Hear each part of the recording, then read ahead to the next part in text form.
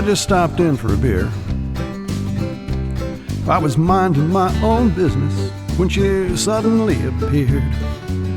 Double jack and a watered back, and she's looking at me in the mirror. I just stopped in for a beer.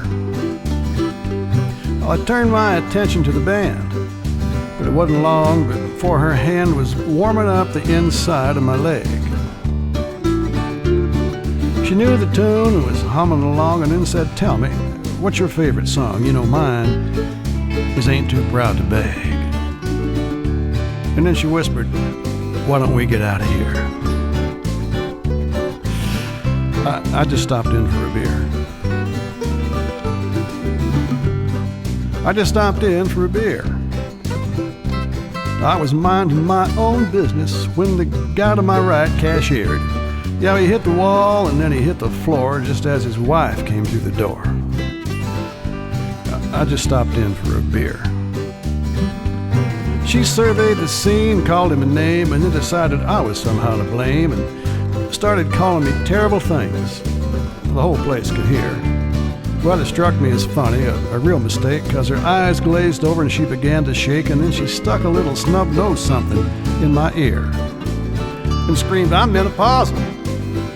Show me some fear." I just stopped in for a beer.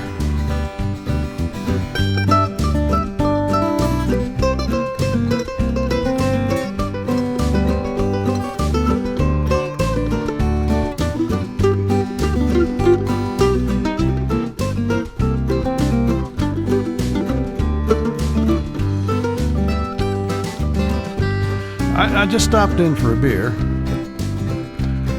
I was minding my own business, watching the Nets and the Cavaliers.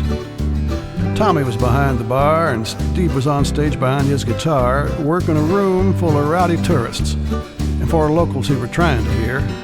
Steve was doing his best but having no luck, and when an out-of-towner yelled, "You suck," Big Mike let fly with a kosher spear. Well, a brawl ensued, as you might have guessed. Tables and chairs flying east and west. I thought I'd go help Steve protect his gear. But Tommy said, "If I were you, I'd stay right here, 'cause you just stopped in for a beer."